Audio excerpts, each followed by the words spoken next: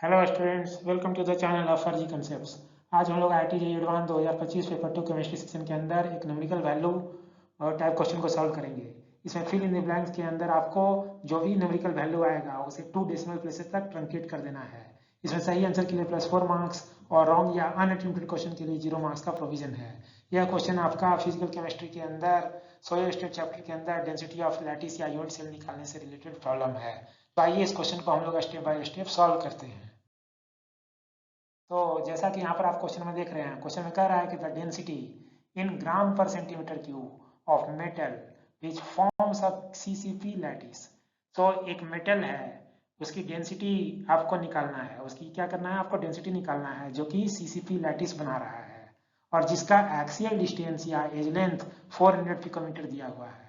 ठीक है, तो बेसिकली हमें डेंसिटी फाइंड करना है और इसे निकालने के लिए हमें एवोगाड्रो कांस्टेंट का वैल्यू 6 × 10⁻23 पर मोल यूज करना है और एटॉमिक मास ऑफ मेटल को 105.6 AMU यूज करना है। ठीक है, तो जैसा कि हम लोग जान रहे हैं कि यह जो हमारा पैकिंग है, यह क्या है, क्यूबिक क्लोज पैकिंग है और क्यूबिक क्लोज पैकिंग के अंदर हम जानते हैं कि हमारा यूनिट सेल कैसा होता है, वो FCC यूनिट सेल होता है। क्यूबिक क्लोज पैकिंग में पैकिंग एफिशिएंसी 74% होती है और इसमें यूनिट सेल जो क्यूबिक है, तो क्यूबिक के अंदर कौन सा cubic, simple cubic, body centre cubic या फेस सेंटर क्यूबिक, ये फेस सेंटर क्यूबिक होता है जिसमें पैकिंग एफिशिएंसी 24% होती है। ठीक है, तो ये जो फेस सेंटर क्यूबिक होता है इसमें एटम्स कहाँ कहाँ लाई करते हैं, एटम्स सारे ऑल कॉर्नर्स और फेस सेंटर पर लाई करते हैं, लेकिन अलोंग द डायगोनल एटम्स ही क्या करते हैं, एक दूसरे को टच करते हैं। ठीक है, तो अगर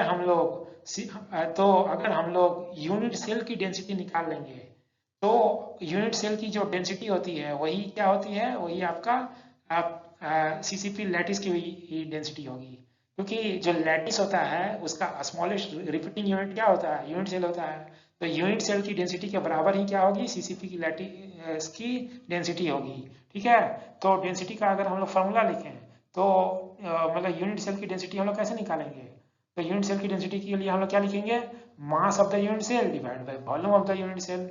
ठीक है, तो mass of the unit cell कैसे निकालेंगे, कि हमें पता है कि mass of the unit cell निकालने के लिए हम क्या करेंगे, number of atoms per unit cell multiplied by atomic मास।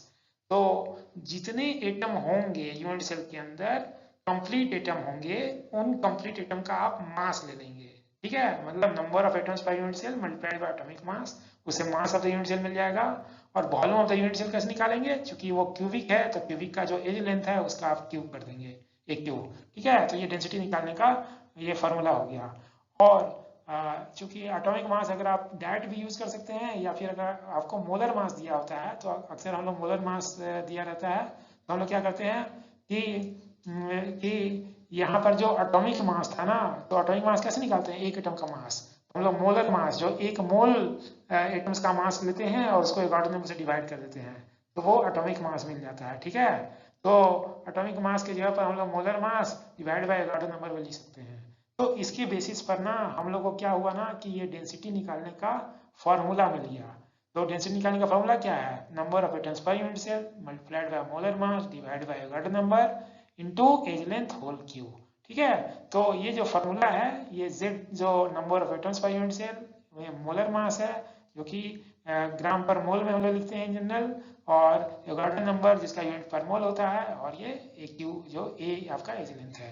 ठीक है, तो अब हम लोग क्या करेंगे ना, डेंसिटी निकालने के लिए सारे जो वैल्यूज है उसको सब्स्टिट्यूट कर देंगे।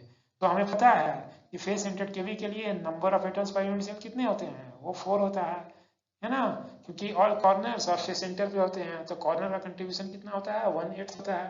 तो 8 कॉर्नर 8 × 1/8 प्लस 6 फेस सेंटर, मतलब 6 × हाफ, मतलब 8 × 1/8 प्लस 6 × हाफ, मतलब ये ओवरऑल कितना आ जाता है, 4 आता है, 4 एटम पर यूनिट सेल।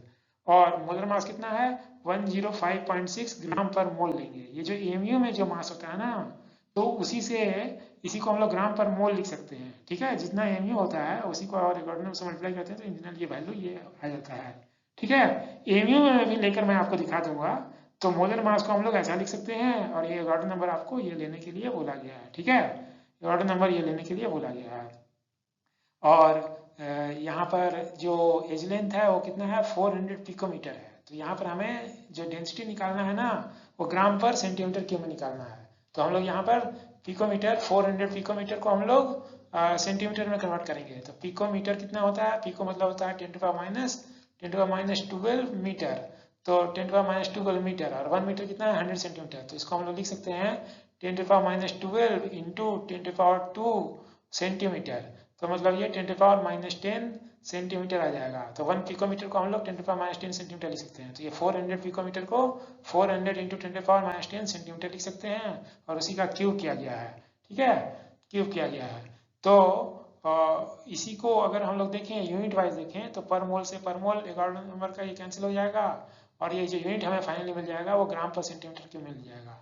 तो इसी को अगर हम लोग ये कम्प्लीटली सॉल्व करें तो ये दोनों मल्टीप्लाई होकर कितना आ रहा है, ये 4 इंटू 10⁻8 सेंटीमीटर आ रहा है और उसी का होल क्यूब करना है तो ये 4 क्यूब हो जाएगा। तो इसी तरह इसे अगर हम लोग कम्प्लीटली सॉल्व करें है ना तो इसके बेसिस पर ये वैल्यू कितना आता है 11 ग्राम पर सेंटीमीटर क्यूब आता है, जो कि यही हमारा आंसर है। ठीक है, यही हमारा आंसर है। तो हमारा आंसर क्या हो गया 11 ही आंसर हो गया, क्योंकि हमें जो डेंसिटी निकालना था वो ग्राम पर सेंटीमीटर क्यूब में ही निकालना था। तो यही हमारा आंसर है। लेकिन यहाँ पर हम लोग देखें कि अगर हम लोग यहाँ पर इस फॉर्मूला को डायरेक्ट यूज किए होते हैं, क्योंकि यहाँ पर एटॉमिक मास दिया हुआ है, ठीक है, लेकिन एमयू में दिया हुआ है। तो 1 एमयू की जगह पर तो यहाँ पर number of atoms per unit cell 4 हो गया और ये 105.6 एमयू है। और 1 एमयू कितना होता है, तो 1 एमयू कितना होता है 1.66 इंटू 10⁻24 ग्राम होता है ये पर एमयू। इसे एमयू कैंसिल हो जाएगा।